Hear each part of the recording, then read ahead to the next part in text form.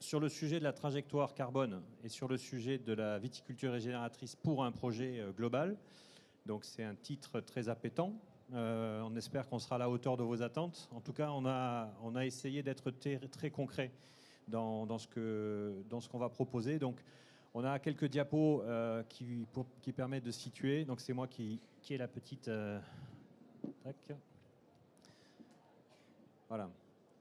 Donc, le programme de cette présentation, là, pendant 1 heure, c'est d'abord, je vais vous présenter Wine Pilot, donc l'outil et un retour d'expérience des vins de Bourgogne, qui ont mis en place un outil et qui donc commencent à travailler sur la mesure de l'empreinte carbone et la décarbonation. Ensuite, on aura une présentation de l'indice de régénération viticulture de PADV pour une agriculture du vivant. Donc, Johan Froger qui va le présenter.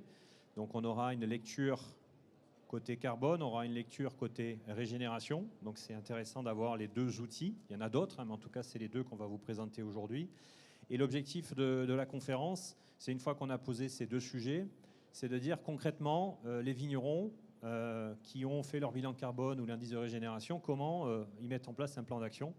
Et on va avoir des retours d'expérience sur à la fois l'approche technique, mais aussi l'approche commerciale, parce qu'on n'a pas que des techniciens, on a aussi des gens qui sont sur le marché, et c'est intéressant d'avoir les deux. Voilà. Alors, je vais vous laisser vous présenter les uns après les autres. Gaël, Donc bonjour à tous, donc Gaël Dupont, je suis agriculteur et viticulteur donc en Champagne dans la Marne. Merci, bonjour à tous. Merci pour l'invitation, je suis très heureuse d'être là aujourd'hui. Morgane Le Breton, je suis co-gérante de Maison Le Breton. Nous sommes producteurs et négociants en vin au nord de Montpellier, dans le sud de la France. Bonjour à tous, Johan Froger, moi je travaille pour l'association pour une agriculture du vivant. Bonjour, moi je suis Coraline Moreau et je suis co-gérante avec mon frère d'un domaine à Saint-Émilion qui s'appelle le château Cormeilles-Figeac. Et donc moi je suis Frédéric Voll, ingénieur agronome, cofondateur de Wine Pilot, 3 hectares de vignes dans le Gard, permaculteur amateur. Voilà. Alors ça peut faire sourire, mais j'ai comment dire. Moi, ça fait 25 ans que je travaille dans la filière viticole. Les Wine Paris, des Vinexpo, j'en ai fait beaucoup dans mon ancienne vie, sur des sujets un peu différents. Et cette question de la décarbonation, mais de la régénération, c'est des sujets qui me tiennent particulièrement à cœur. Hein. Gaël le sait, Morgane aussi, je suis très actif sur le sujet parce que je pense qu'on ne prend pas la mesure de l'importance de ces sujets-là et qu'on a besoin d'avancer vite sur ces questions-là. Voilà, donc ça, c'est mon côté un peu militant, mais je voulais vous le partager. Alors, du coup, on va démarrer, c'est moi, hop, sur moi, j'ai pas encore pris le réflexe. Donc, je vais commencer par vous présenter, il faut bien commencer par quelque part. Quand on est sur des questions d'empreinte environnementale, il se trouve que le carbone est un sujet que vous connaissez tous. Il existe des unités de mesure, il existe des référentiels. Et donc, on a commencé à travailler sur ça avec Wine Pilot. Voilà, donc la société Wine Pilot, en fait, c'est la petite sœur de Food Pilot. Donc c'est une start-up que j'ai cofondée avec Virginie ici présente, Thierry Laval et Didier Lévaux. On est 4. Il y a derrière nous pas mal d'années d'expérience dans la food, sur les logos que vous pouvez voir. L'entreprise a été créée en 2022. On vient de boucler notre première levée de fonds. Et on est lauréat d'un certain nombre de démarches et de concours BPI sur notamment toute l'approche autour des systèmes semi-spécifiques, c'est-à-dire aller chercher 80% de l'empreinte environnementale pour faire progresser le plus grand nombre d'entreprises. Alors, Wine Pilot, c'est une plateforme digitale qui permet en fait de piloter 100% de la transformation. Donc on parle de carbone, mais on va parler aussi de progrès environnemental, de coût environnemental et également de RSE. Donc, comme toute plateforme, elle a comme différentes fonctions de collecter des données. Donc on collecte des données dans les systèmes existants, donc on est connecté au Farm Management System quand ils existent. On est en train de travailler sur la connexion à la comptabilité pour pouvoir faciliter l'accès aux données. Ensuite, après avoir collecté, on mesure et on a un partenariat avec Adelph et Citeo sur la question des emballages. qui est un poste important dans la filière viticole. Et ensuite, on a toute la partie pilotage, proposer des trajectoires de réduction de décarbonation et enfin publier dans les scores du marché. Donc nous, on ne porte pas de score, donc on le fait pour le compte des clients, que ce soit des référentiels en RSE comme Bicorp ou les bilans carbone ou le coût environnemental ou le Planet Score, voilà, pour citer en France ceux qui existent. La plateforme, elle a deux usages. Sur ma droite et votre gauche, vous avez ici ce qu'on a commencé à travailler avec un outil pour les interprofessions. La Bourgogne, notamment, de la Bourgogne, point. On a commencé en fait à mettre en œuvre ce projet. La Bourgogne a fait son bilan carbone, 380 000 tonnes, et elle a mis en place un plan d'action, voilà, avec 35 actions. Et l'objectif, c'était de pouvoir mettre dans les mains des vignerons un outil pour qu'ils puissent mesurer leur empreinte carbone et pouvoir finalement agir sur les différents leviers qui auraient été proposés. Donc on a développé cet outil. Le Sud-Ouest là également est en train de le tester. Donc, et la Bourgogne a fini de le tester et cette année il va y avoir l'année du déploiement. Il y aura un communiqué de presse, un point de presse demain. Ça c'est la version Interpro. Donc on discute avec Champagne, on discute avec Bordeaux, on discute avec l'ensemble des interprofessions. Et on a une version qui s'adresse en fait aux entreprises. Puisque la version interprofessionnelle, c'est une version simplifiée. La version entreprise, elle va beaucoup plus loin, puisque là, elle va se connecter sur les systèmes d'information et elle peut aller, vous avez un petit logo, la GS1 et QR code, on est en capacité de pouvoir publier les scores et de pouvoir les mettre à disposition dans des outils, des plateformes qui peuvent être lus par des QR codes augmentés dans un futur très proche. Voilà. Donc la page de promo est bientôt finie pour Wine Pilot, mais c'est important que vous sachiez ce qu'on fait. Alors, je n'ai pas la possibilité de vous faire une démonstration, parce qu'on n'a pas les moyens techniques de le faire. Donc j'ai mis quelques copies d'écran. Je vous inviterai à venir sur notre stand si vous voulez voir dans le détail. En fait, une plateforme, on a beaucoup travaillé sur l'ergonomie, donc ça ne se voit pas là parce que c'est des copies d'écran, mais l'idée c'est de rentrer, de dire, voilà, je suis vigneron à Chablis, vigneron vinificateur, et puis vous voyez ici quelques copies d'écran où on va, à travers 38 questions, sur lesquelles le viticulteur saisit, on va pouvoir mesurer et renvoyer finalement à chaque fois la donnée qui correspond aux émissions des différents postes. Donc une fois qu'on a 14 tonnes de CO2 par hectare et qu'on a un objectif, la plateforme vous amène dans un environnement où là on est sur des propositions d'action. Ok, j'ai mes temps, quels sont les postes sur lesquels je peux réduire? Et donc là vous avez un espace de simulation, notamment sur l'emballage, où la réduction de 450 à 400, elle permet en fait d'économiser et de faire la moitié du chemin vers les objectifs de réduction. Donc l'objectif en fait, c'est pas un système expert. Ceux qui dans la salle ont fait des bilans carbone ont des abacs beaucoup plus détaillés. L'idée c'est de s'adresser au plus grand nombre avec déjà d'adresser les enjeux les plus importants et les leviers les plus importants. D'où les simulations qui sont ici. Et donc, vous avez aussi le volet sur le stockage du carbone. Je pense qu'on va en parler avec les pratiques, notamment sur les haies et les couverts végétaux. Et puis, vous avez un tableau de bord qui permet, en fait, pour l'entreprise de dire, voilà, j'étais à 14 tonnes de CO2 par hectare, super. Mon Interpro, ils sont gentils, ils me disent de réduire par 3. Si je réduis le poids de mes bouteilles, je passe de 14 à 9. Bon, voilà. Il faut être conscient que la boîte à outils miracle n'existe pas et que l'idée, c'est de mettre des choses relativement simples, accessibles, avec une robustesse scientifique. Il y a une directrice scientifique qui est là, je lui dis coucou, mais parce qu'on est très challengé sur les abacs, etc. Mais le pouvoir, c'est d'engager le mouvement de cette transition. Et puis la dernière diapo, c'est vue du côté d'une Interpro, la Bourgogne, qui a 380 000 tonnes. Voilà, elle a les outils pour pouvoir piloter sa trajectoire de décarbonation. Voilà ce que je voulais vous dire. Voilà, ça c'est la version entreprise.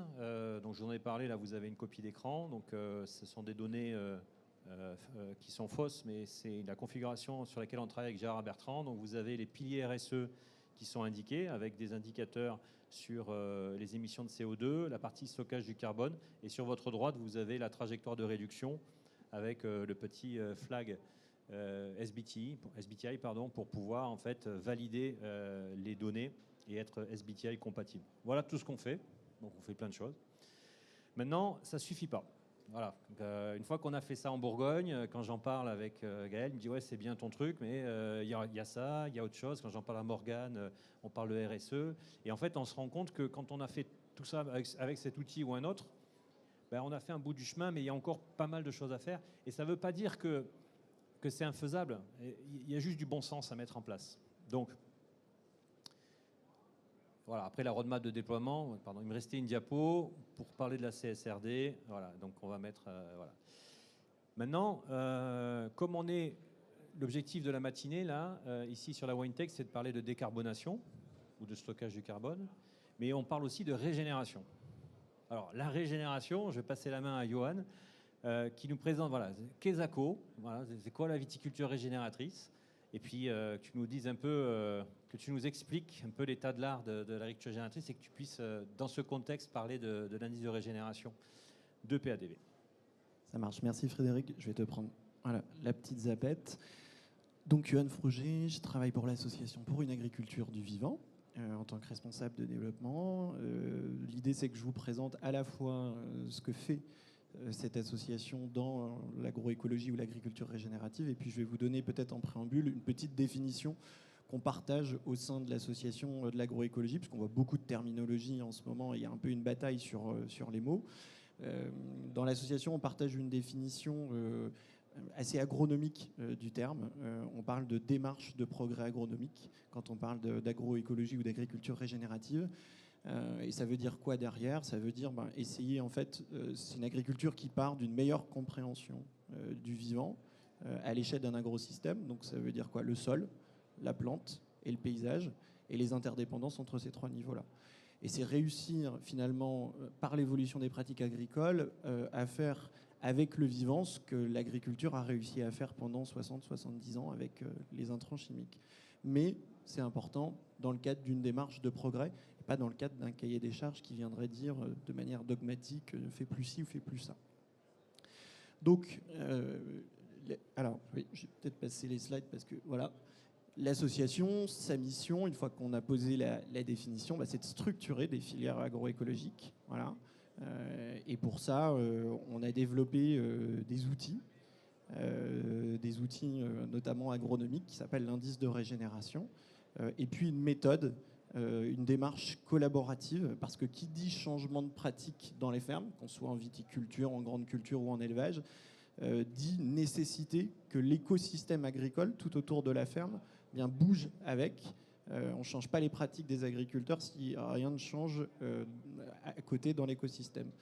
Donc c'est une démarche de collaboration qui réunit l'ensemble des acteurs présents sur la chaîne de valeur. Vous avez des agriculteurs qui adhèrent directement, vous avez des coopératives, des négoces, et puis aussi des industriels de première transformation, deuxième transformation, et puis des distributeurs. Et voilà. Et l'idée, avec ces membres-là, c'est de les accompagner dans la structuration de filières en agriculture régénérative ou en agroécologie. Un dernier petit mot sur l'agroécologie.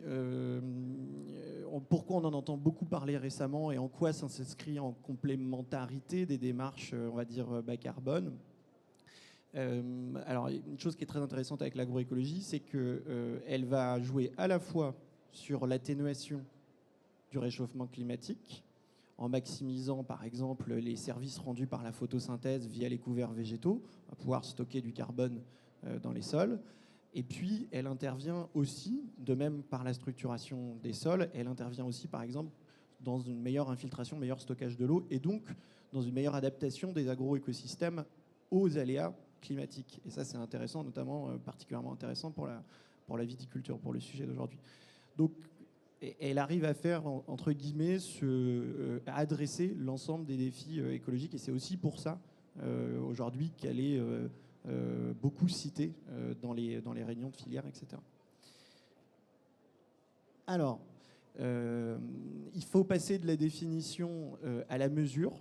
C'était absolument nécessaire. C'est le premier travail qu'a mené l'association, qui est né en 2018. Et donc pour ça, on a créé cet outil qu'on appelle l'indice de régénération, qui est un outil agronomique et qui permet de confronter en fait ces pratiques agroécologiques, minimisation du travail du sol, couverts végétaux, réimplantation des arbres, etc., à des données et des indicateurs, des paramètres objectivables, donc scientifiques. Donc on a travaillé à la fois avec des agriculteurs pionniers et à la fois avec un comité scientifique.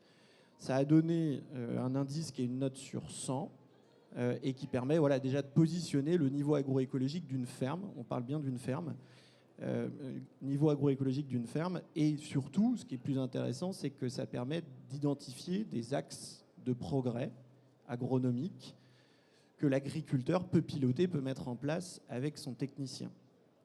Et c'est dans cette relation dans laquelle nous on a foi, on ne va pas directement faire des indices de régénération dans l'assaut, on va former des techniciens de coopératives pour assurer aussi une montée en compétence des acteurs de la chaîne de valeur et puis que le travail se fasse en direct avec leurs agriculteurs, avec les agriculteurs qu'ils accompagnent. Donc c'est un panel d'indicateurs, vous retrouvez 12 indicateurs au total. Ils vont reprendre un peu la trame que je vous expliquais tout à l'heure, c'est-à-dire il y a des indicateurs qui vont couvrir le sol. C'est les deux phases en marron, les deux tableaux marrons que vous voyez. Donc on va avoir intensité du travail et couverture du sol et puis le cycle de carbone et de l'azote. Ça prend à peu près, si je ne me trompe pas, 60 points. Donc on retrouve quand même un pilier fondamental dans l'agroécologie qui est la régénération des sols. Et puis le deuxième pilier qui est fondamental, c'est la diversité de l'écosystème, des paysages autour. Et donc on va avoir une partie sur la plante au travers de la gestion phytosanitaire et une partie paysage en dernier sur l'axe biodiversité agroforesterie. Donc c'est un indice qui se fait directement sur la ferme, comme un diagnostic. Ça prend 1h30, 2 heures entre le technicien et l'agriculteur. Ça repart de ses pratiques et c'est ça qui est intéressant parce que c'est ce qu'on va chercher derrière à valoriser en filière. Voilà. Souvent, on a la question, donc je mets souvent la diapositive, en quoi c'est différent de la bio, en quoi c'est différent de la HVE. D'abord, ça n'efface ni la bio ni la HVE. L'idée de l'association, c'est certainement pas d'arriver dans une ferme et de dire vous repartez à zéro, c'est une révolution, on va vous montrer comment faire. C'est absolument pas ça. L'idée, c'est d'essayer de faire rentrer l'ensemble des acteurs de la chaîne agroalimentaire dans des démarches agronomiques vers les résultats qui figurent dans l'indice de régénération, celui que je vous ai présenté juste avant. Et donc, c'est une démarche agronomique qui s'applique à tous, en fait. Typiquement, l'intégration de dimensions sur le sol, le travail du sol, ne sont pas aujourd'hui inclus dans le cahier des charges bio, qui va plutôt se focaliser sur la gestion phytosanitaire. Sur le HVE, en viticulture, c'est un petit peu différent parce qu'il y a quelques items sur la couverture du sol, mais très peu de choses sur la réduction du travail du sol ou sur l'amendement organique, etc. Donc ça permet d'aller un cran plus loin vers ces résultats. Les résultats, c'est le carbone, donc le climat. Les résultats, c'est l'eau, l'infiltration de l'eau. Les résultats, c'est aussi production de biodiversité. Et ce que vous voyez dans le graphique derrière moi, c'est le nuage de points de plusieurs indices de régénération qui ont été effectués en grande culture, sur des systèmes grande culture et pas viticulture. Et on les a classés derrière par si l'agriculteur était en bio ou en HVE. Et vous voyez que les écarts sont pas si significatif que ça. Il faut regarder la barre moyenne où vous êtes par exemple sur le HVE, vous êtes à peu près à 50. Organique, vous allez être à peu près à 60 sur 100. Et puis ceux qui sont sans certification, vous allez être à peu près au même niveau que les HVE. Ça veut dire que voilà, il y a du travail à faire d'un point de vue agronomique, même au sein des labels et des certifications, mais ça n'efface surtout pas les labels. Un agriculteur peut utiliser l'indice de régénération et continuer de vendre sa production en HVE, en label. Donc ça, c'est sur le volet agronomique de l'association. Encourager le changement de pratique avec un outil qui répertorie des indicateurs scientifiques. Et puis de l'autre, le job, c'était derrière d'aller chercher la reconnaissance des filières, la reconnaissance des pouvoirs publics. On a fait un petit peu une démarche inversée. On n'est pas sorti d'un cabinet ministériel et on a imposé un cahier des charges. On est parti de la base. Et notre travail maintenant, c'est d'aller chercher la reconnaissance. D'abord des filières. Alors comment on s'y prend en 2 mots? On travaille, on forme chacun des membres de l'aval à l'agroécologie. Tous ceux que vous voyez, que vous avez vus à l'écran sont formés, sont sensibilisés à l'agroécologie, construisent des filières parce qu'ils ont bien compris le rapport justement entre décarbonation et agriculture régénérative.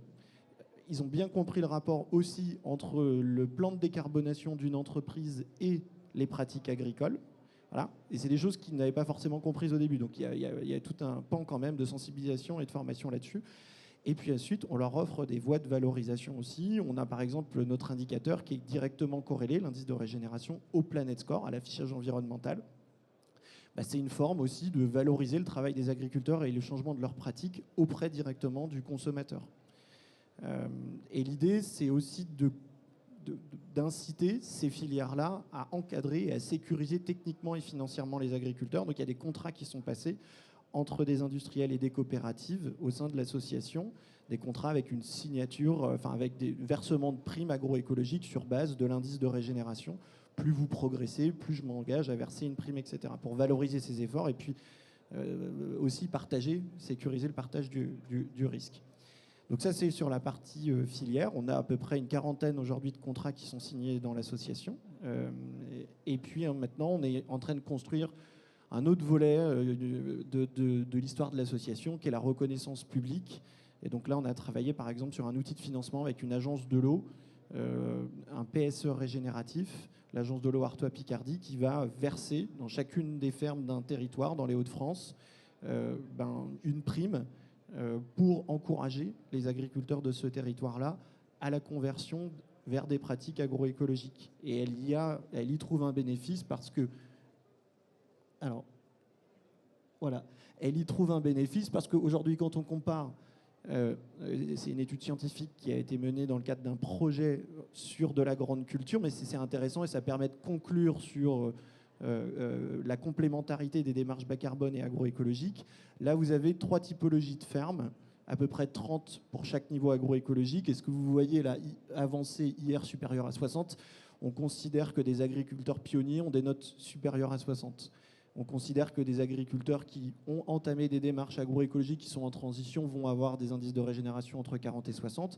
Et puis des agriculteurs plus débutants dans des systèmes un peu plus conventionnels auront des indices de régénération inférieurs à 40. L'idée, c'était de pouvoir les comparer. Où est-ce qu'ils se trouvent aujourd'hui, ces agriculteurs-là, dans un territoire donc, de grande culture, qui est plutôt le territoire des Hauts-de-France, savoir les comparer sur les grands indicateurs clés de la transition. Et ce que vous voyez, c'est que sur le carbone, par exemple, en prenant que le carbone, l'empreinte carbone d'une ferme, c'est une tonne de CO2 à l'hectare, d'une ferme pionnière en agroécologie, alors qu'elle n'a pas entendu PADV pour faire sa transition.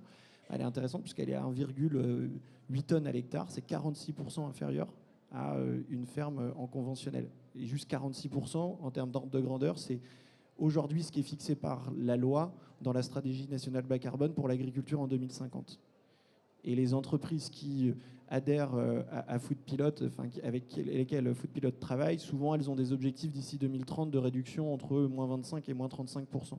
Donc on est sur des ordres de grandeur qui sont intéressants. Donc ça valide empiriquement le fait que l'agroécologie adresse transversalement, je ne vais pas vous faire tout le tableau, mais adresse transversalement l'ensemble des enjeux clés de la transition, tout en respectant aussi les équilibres économiques des exploitations et la rentabilité des exploitations, parce que c'est un facteur extrêmement important. C'est pour ça que c'est une démarche de progrès et pas un cahier des charges.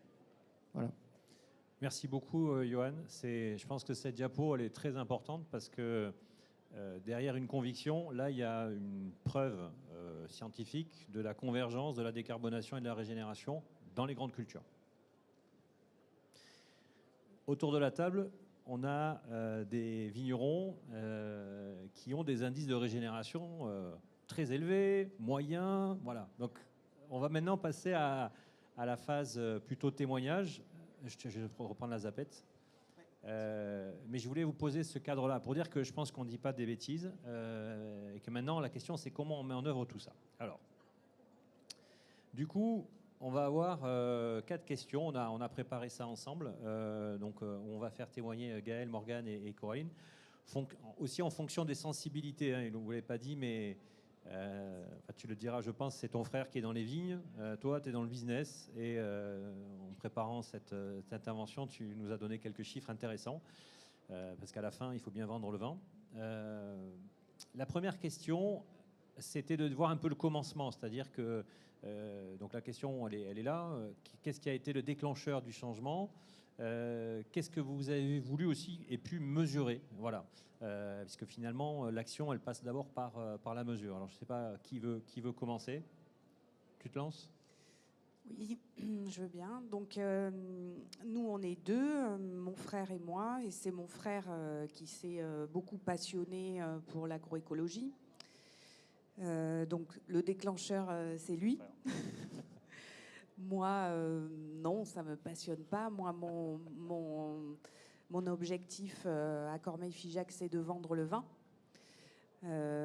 Donc, bon, ce qui était formidable, c'est que ça lui a donné beaucoup d'envie de faire son métier. Et je pense que à ce moment-là, il avait besoin de retrouver de l'envie. C'était un moteur. Voilà. Donc le frère. Morgane, le Euh, déclencheur. Pour nous, le déclencheur, ce serait nos parties prenantes. De manière générale, on s'est lancé dans une démarche de responsabilité sociétale des entreprises pour, de façon très originale, donner du sens à ce qu'on fait. Et en fait, on se rend compte que l'agroécologie, ça répond vraiment à ça. La première partie prenante concernée, c'est les salariés. Et en fait, on voulait vraiment donner du sens à cet argent et à cette valeur économique qu'a l'entreprise. On sort un bilan comptable, mais on ne sort pas un bilan qui permet de mesurer la valeur environnementale, la valeur sociale d'une entreprise. Et c'est vraiment pour ça qu'on s'est lancé là-dedans et dans toutes les mesures qui s'en suivent. Je reste quelques minutes avec toi parce que dans la question, il y a qu'est-ce que tu as pu mesurer et toi, tu as fait le grand chelem, c'est-à-dire B Corp, c'est fait, bilan carbone, c'est fait, IR, c'est fait. Est-ce que tu peux nous en dire on s'est lancé dans l'ISO 26000 au tout début parce que très français, on se lance dans quelque chose, on se dit il faut mesurer, il faut que j'ai une note pour dire combien j'ai, si je suis fort ou pas. Donc, ce dont on avait à disposition en 2014, c'était l'ISO 26000 porté par la FNOR. Et après, on a continué parce qu'on a tiré le fil. Et en fait, on s'est rendu compte que c'est pas la note qui vous intéresse, mais c'est toute la réflexion, tous les ateliers où on discute ensemble avec nos parties prenantes, nos salariés. C'est super cool. Et en fait, c'est vrai qu'on enchaîne pas mal de ces outils de mesure, dont l'IR, pour pouvoir valoriser tout ça. L'agriculture régénératrice, c'est un mot en effet très à la mode, qu'on met d'ailleurs à toutes les sauces. On est ici, on parle de viticulture, mais vous pouvez parler de management, de tout ce que vous voulez. Vous allez avoir une compta régénératrice un jour, donc c'est sûr et certain. Et en fait, non, on voulait mettre des choses derrière le mot. Et en effet, on a trouvé l'indice de régénération. Et donc on se dit, super, on va pouvoir mesurer, on va avoir notre score. Et pour tout vous dire, nous, on est au milieu, on est à 49. Et du coup, ça nous donne une grosse marge de progrès qu'on évoquera tout à l'heure. Et toi, Gaël, c'est quoi ton histoire? Donc moi, ce qui m'a motivé au début, j'étais agriculteur à l'origine, d'aller faire des voyages, de voir vraiment l'érosion sur certains voyages. On est revenu, on a dit il faut qu'on change le système, c'est pas possible. Ce qu'on donnera plus tard, ça sera foutu, quoi. Pardon, tu dis des voyages Voyages en Suisse, Alsace, dans des fermes, quoi. Des fermes très très innovantes. Et donc ça a été vraiment le déclic. Et en 2019, quand on a repris le domaine viticole de mes parents et de mes beaux-parents, tout de suite on s'est engagé. Donc j'avais déjà fait l'IR sur la ferme. On a fait tout de suite, on a mis en place des couverts et on a fait l'IR donc dans les vignes. Donc aujourd'hui, oui, on est un peu plus de 70 en IR, bon, c'est pas trop mal. Et donc il y a encore des pistes de progrès. Et voilà, c'est vraiment ça qui a été l'élément déclencheur. Ensuite, plus on l'a fait, plus on s'est rendu compte en plus que les raisins évoluaient, ils étaient de mieux en mieux. Et puis on a clairement, comme disait tout à l'heure Coraline, on a retrouvé vraiment l'envie d'aller dans les vignes, quoi. Parce que, avant, l'époque de nos parents, c'était du systématique. Moi, c'est pas ça qui me plaisait. J'aime bien la technique, j'aime bien me poser des questions et du challenge. Et donc on a fait pareil. On a fait HVE, VDC, bio, l'indice de régénération, tout ça entre 2019 et 2020, quoi, quand on a repris l'exploitation, quoi. Donc c'était un beau challenge. Et on continue. Toujours dans la série des mesures, tu l'as pas dit, Johan l'a évoqué, Planet Score, puisque Ouais. tu as fait évaluer tes produits. On a testé le Planet Score, ouais, c'était plutôt intéressant. Faut qu'on le refasse aujourd'hui parce que comme notre structure a évolué, mais déjà à l'époque on sortait peut-être bien AA et un B. Donc je pense qu'aujourd'hui on pourrait encore s'améliorer un petit peu. Mais ce qui pêche aujourd'hui, ça va être sur le côté contenant. Et nous en Champagne, pour le moment, on n'a pas trop de possibilités autres que la bouteille. Et là, on a un peu de mal à agir. Et concernant la partie carbone, tu as fait un bilan carbone? On l'a fait assez rapidement dans les vignes. Après, aujourd'hui, en Champagne, il n'y a pas trop. On en a déjà discuté. Il n'y a pas encore de modèle bien calé. Et suivant où on s'arrête, en fait, c'est pas toujours très représentatif. Par contre, dans les champs, je l'ai fait, donc je sais que je suis stocker net dans les champs. Donc on stocke 1,8 tonne par hectare de carbone. Et pour l'instant, on ne trouve pas de trucs aussi précis en viticulture, en tout cas en Champagne. Est-ce que c'est intéressant dans ton témoignage de voir la grande culture, parce qu'on a vu tout à l'heure une diapo sur les grandes cultures et le rapport entre l'indice de régénération. Et c'est vrai que sur la filière viticole, il y a encore tout à faire. D'ailleurs, c'est pour ça aussi qu'on est un peu là, hein, c'est pour lancer un mouvement de comparaison. OK, sur cette première question de déclencheur, on va passer à la deuxième question. Alors, et là on va respecter le même ordre. Vous avez un résultat, donc 49, 132 tonnes, 70 d'hier. OK, so what? Est-ce que vos clients ils sont contents? Comment c'est valorisé? Coraline, j'aime bien ton témoignage parce que ça m'avait bien allumé là quand on avait préparé ça. J'aimerais bien que tu nous redises ce que tu m'avais dit par rapport à la vue du client finalement. Qu'est-ce que ça a amené? Donc oui, on a un résultat, je crois que c'était 73, notre indice de génération. Donc très content, hein, super, très fier. Mais personne ne le sait, quasiment. Alors, c'est pas tout à fait vrai. On a eu quand même quelques papiers dans quelques magazines professionnels très spécialisés. Mais finalement, on n'arrive pas, presque pas à communiquer ce score. Et nos clients ne le savent pas. Et concrètement, je ne sais pas si c'est ça, concrètement, à la fin, on se dit, bon, alors, qu'est-ce que ça nous apporte, hein? Est-ce que ça nous permet de vendre plus et mieux notre vin? Et en fait, on a réussi quand même à gagner un client, ce qui est très satisfaisant, parce qu'il y a beaucoup de choses qu'on fait et qui nous rapportent 0 client, parfois des salons qu'on fait. Et là, on a quand même eu un client, et ce client c'est Petit Ballon, le Petit Ballon, qui fait partie aussi de PADV, et qui nous ont contactés parce que ça les intéressait d'avoir comme fournisseur quelqu'un qui avait des pratiques environnementales qui étaient alignées avec les leurs. Alors, ça fait pas des milliers de bouteilles, hein. Ça fait quelques centaines de bouteilles. C'est pas beaucoup, mais on est quand même très contents. Alors, j'ai commencé par toi, parce que comme ça, on se dit, oula, ça, on prend tout de suite là une prune, on se dit, oulala, mais tout ça pour ça, franchement, à quoi ça sert, quoi? Pourquoi s'embêter? Mais bon, on a de l'espoir. Morgane, dis-nous un peu comment toi parce que j'imagine que tes clients ne se sont pas jetés Commercialement, à la je porte. partage exactement le même constat, c'est sûr. Mais tout à l'heure, je parlais de valeur. En fait, on le fait pour ça, pour la valeur environnementale, la valeur sociale. Alors c'est sûr, il n'y a que nous qui le savons, parce que nos clients, on ne leur partage pas le score comme ça. En fait, on leur partageait toutes les pratiques et tout ce qu'il y a derrière le score pour leur expliquer qu'est-ce qu'on fait concrètement. Ça va les intéresser. Mais le score, ça ne va pas du tout être un critère de choix ou un critère d'achat, quoi. Alors moi, je voudrais, avant de te passer la parole, je voudrais insister sur ce que tu dis. J'ai eu l'occasion de travailler avec une grande enseigne pour une MDD avec une coopérative. Et en fait, ce qui intéressait l'enseigne pour une MDD, c'était le kilomètre de haie, c'est-à-dire l'indicateur. Et ça peut créer en fait aussi des biais, parce que finalement, c'est un peu une facilité, quoi. OK, tu as 113 km de haie, et so what? Donc, on est dans un temps aujourd'hui où, certes, il faut des indicateurs, mais parfois, il faut aussi donner, c'est ce que propose PADV, c'est aussi de dire il faut amener tout le parcours, parce que sinon, c'est un peu simplifié. Donc. Mais je pense que c'est intéressant de retenir que le score, dans l'absolu, il est intéressant, mais c'est plus interne, et que ce qui compte, c'est comment tu utilises les indicateurs pour communiquer.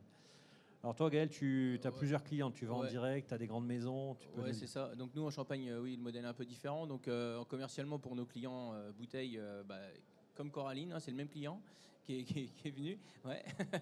Donc voilà. Et donc c'est pareil, hein, ça fait pas des gros volumes, mais c'est toujours plaisant.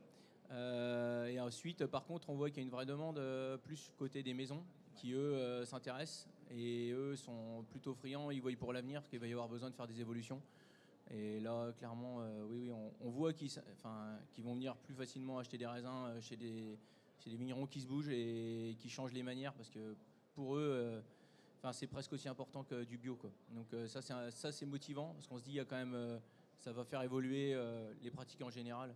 Parce que bon, aujourd'hui, en Champagne, les grandes maisons représentent quand même un sacré volume, quoi. Mais c'est quand même pas facile à valoriser pour le moment. Ok. Avant de passer à la troisième question, je rappelle qu'on a un panel qui n'est pas complètement représentatif, mais on a quand même Bordeaux, Languedoc et Champagne. On a parlé de la Bourgogne aussi tout à l'heure, et c'est intéressant aussi d'avoir des situations qui sont différentes, parce que les vignobles sont différents. Alors ça, c'est le point un peu dur de la conférence, au sens où c'est ça qui est intéressant dans la mise en œuvre. Une fois qu'on a comparé nos scores et qu'on a essayé de valoriser soit le score, mais ce n'est pas le cas, mais les indicateurs, c'est comment est-ce que concrètement, maintenant, quand on regarde le chemin qui est à faire, comment est-ce que vous allez décarboner et régénérer en même temps? Concrètement, à votre échelle, ça veut dire quoi? Donc il y a deux questions. C'est comment vous allez le faire? Et la deuxième question, c'est est-ce que vous allez faire tout seul dans votre coin, ou est-ce qu'il faut engager d'autres vignerons? Tu m'avais donné une expérience, je pense qu'on va commencer par toi. Pourquoi? Vous rigolez? Non, mais c'est l'expérience intéressante. Elle va dire des trucs très positifs, hein, tu vas pas me foirer la table ronde. Non, je plaisante. Donc la décarbonation et la régénération sur les impacts, et puis seul ou à plusieurs collectifs. Coraline, comment tu engages les choses? Moi, sur cette question, je vais avoir du mal à répondre. Là, il faudrait que mon frère soit là. Vraiment, Tu m'avais parlé d'un collectif d'accord. Sur la mise en marché qui pourrait être intéressé, c'était oui, ça? En fait, l'idée, je m'étais dit que pour qu'on soit davantage visible, peut-être l'idée, ça serait de se mettre à plusieurs, donc à plusieurs vignerons, vigneronnes de France, et ensemble de proposer une gamme de vins aux acheteurs. Voilà, ça me paraît être une piste pour être plus visible, plus fort, quoi, à plusieurs. Donc l'idée là, effectivement, c'est de dire, n'attendons pas que le client demande, peut-être qu'il faut proposer. C'est peut-être un problème d'offre, finalement, de structuration d'offres. C'est une initiative qui est intéressante. Johan, je voudrais que tu dises un mot, s'il te plaît, sur le club Viti de PADV. C'est quoi?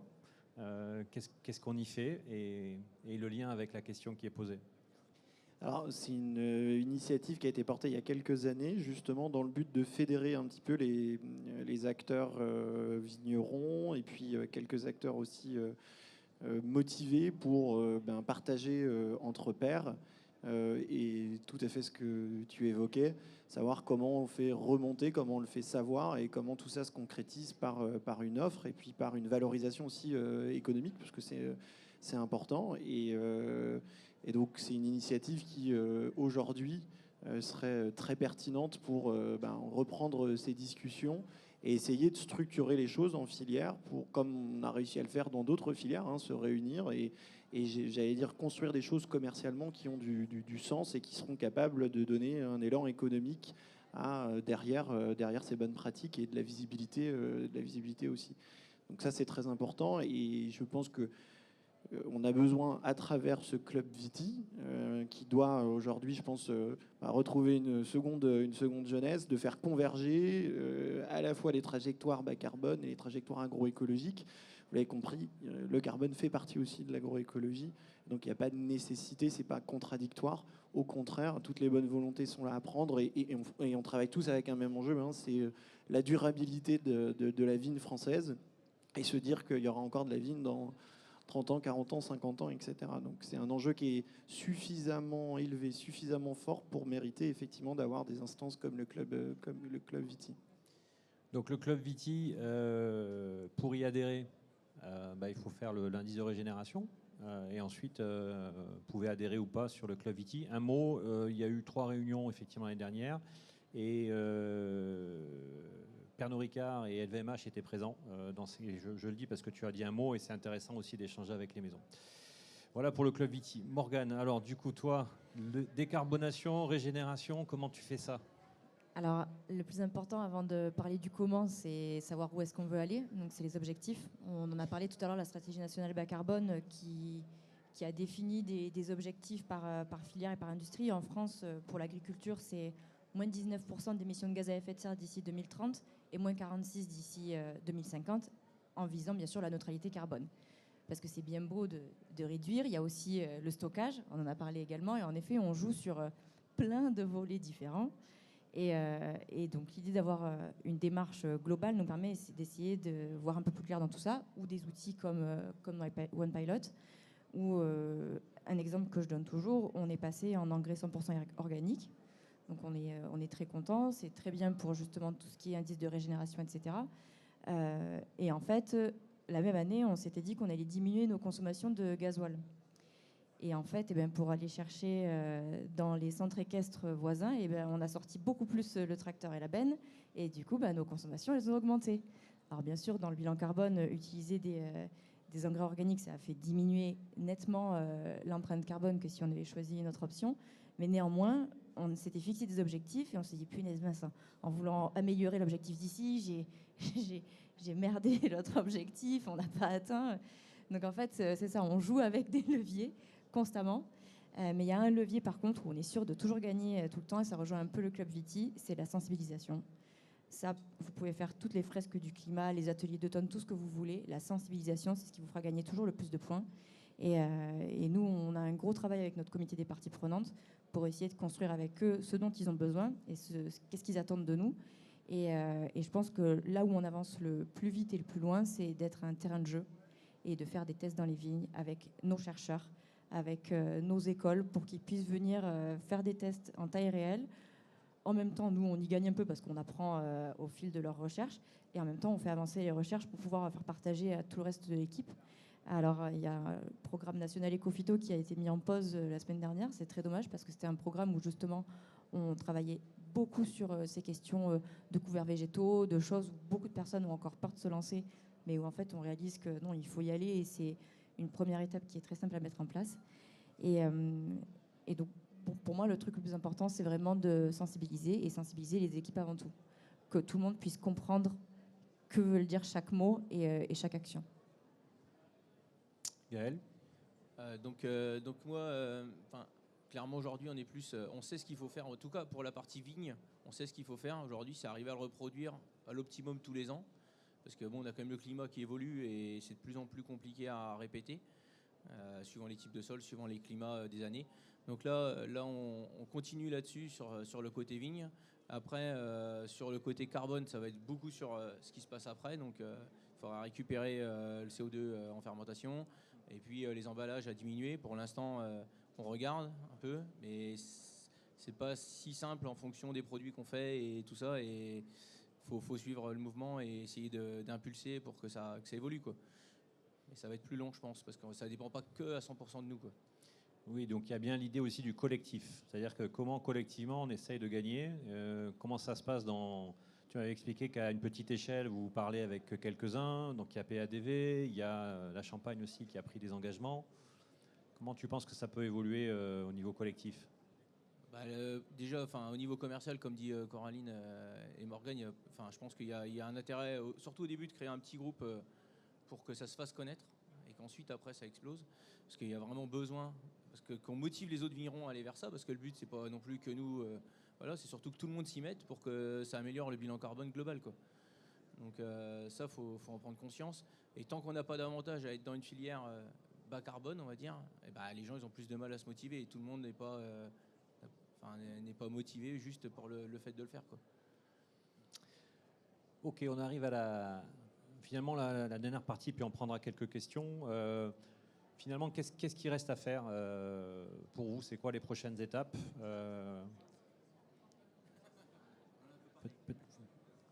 Tu veux dire un mot sur les prochaines étapes ? Peut-être dire qu'est-ce qu'on donne comme suite à ces... Je me jette à l'eau. cette...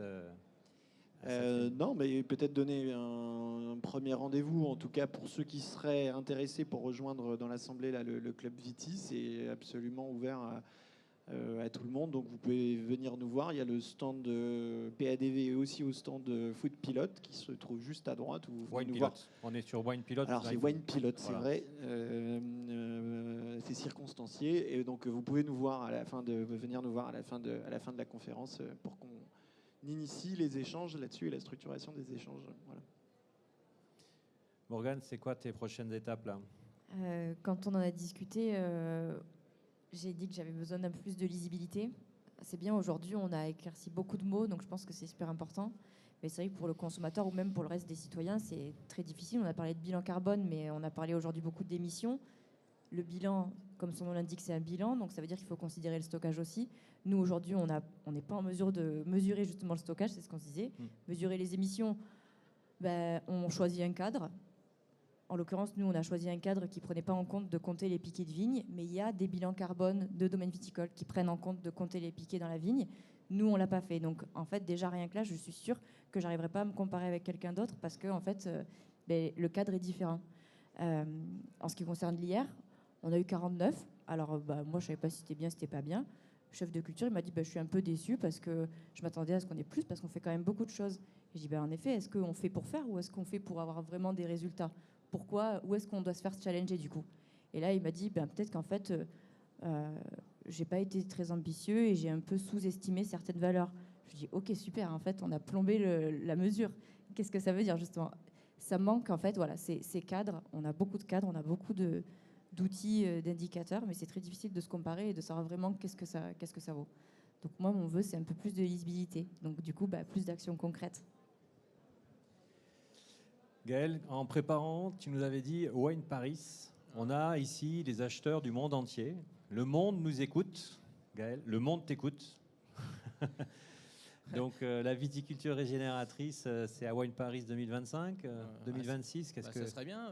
Ça serait intéressant qu'on fasse pourquoi pas un stand tous ensemble pour pouvoir en parler, même avec PADV et ainsi de suite, avec les bilans carbone de chacun et tout. Je pense que ça pourrait être sympa et impactant. Ça peut être une piste intéressante. On a le RSE à travailler, Morgane est à fond dedans, donc elle peut nous aider. Non, c'est intéressant. Ok. C'est bon? Ok, on va prendre quelques questions dans la salle. Il nous reste 5 minutes, 5-10 minutes. Est-ce que vous... Ok. Pas de questions? Si. Attendez, je vais vous amener.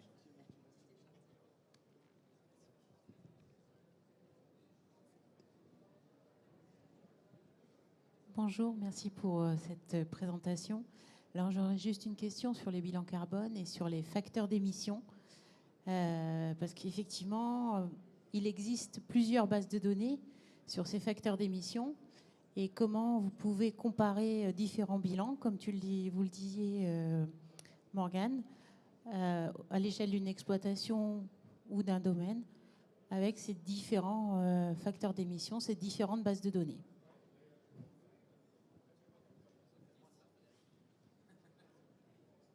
Je crois que la question est pour moi. Alors,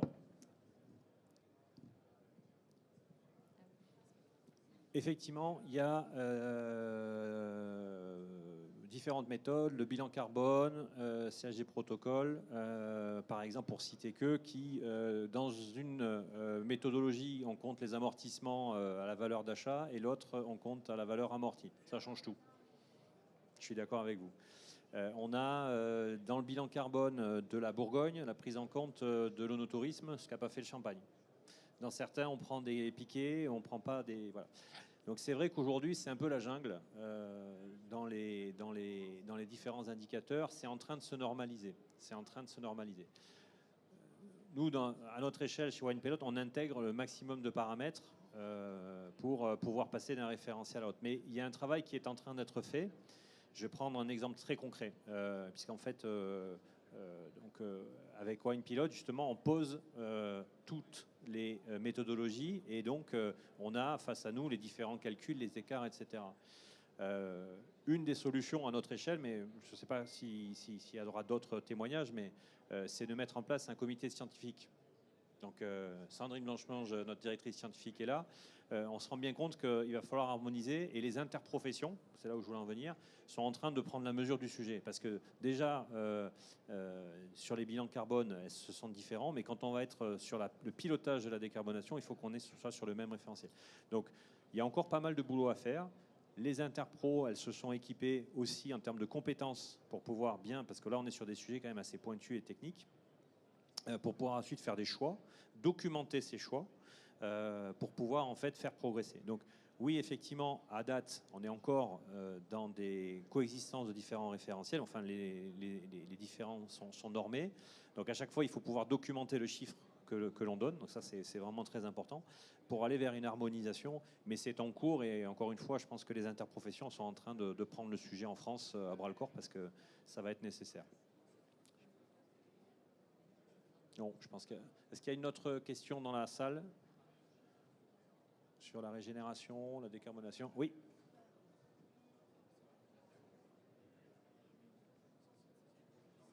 La vraie question que j'ai entendue, c'est une question de coût, parce que vous voulez le valoriser auprès du consommateur, mais j'ai entendu aussi que les raisins étaient meilleurs, donc je crois que c'est le premier incidence que ça peut avoir.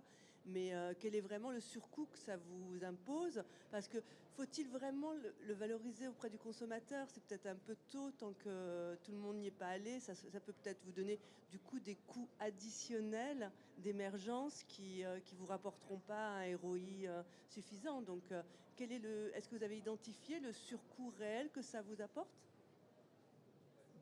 Ce qui coûte surtout, je pense que c'est la transition, parce qu'en fait on change de système.